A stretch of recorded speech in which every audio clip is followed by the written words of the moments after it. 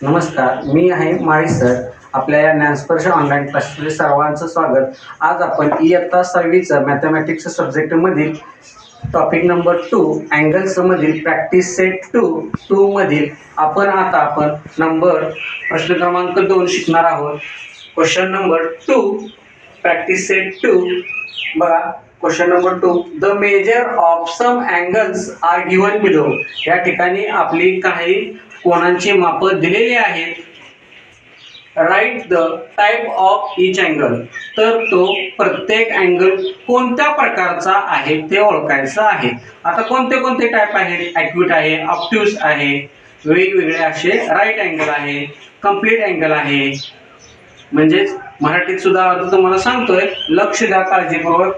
पहिलं बघा, 75 डिग्री आहे. पहिला पॉइंट 75 डिग्री म्हणजे काय आहे?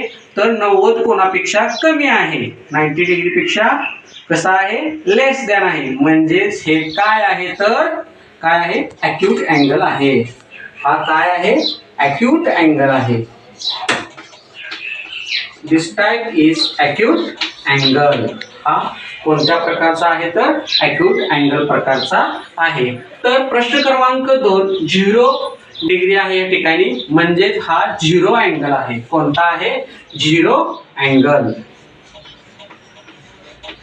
यालाच आपण 0 अँगल असंही म्हणतो, म्हणजे मराठीत शून्य कोन असंही म्हणतात. आता बघा, तिसरा प्रश्न या ठिकाणी 250 डिग्री म्हणजे 215 अंश या ठिकाणी दिलेलं आहे. 215 म्हणजेच काय? रिफ्लेक्स अँगल आहे. हा कसा आहे? रिफ्लेक्स अँगल आहे हा.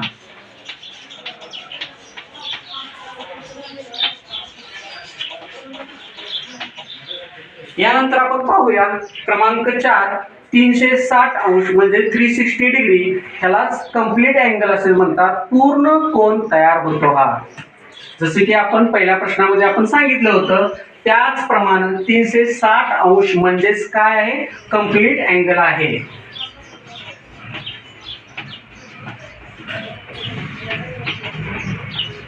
कंप्लीट अँगल असंही याला म्हणता येईल. आता प्रश्न क्रमांक 5 जो आहे तो 180 डिग्री आहे. 180 डिग्री म्हणजे 180 अंश म्हणजे सरळ कोन आहे. यालाच आपण स्ट्रेट अँगल असंही म्हणतात.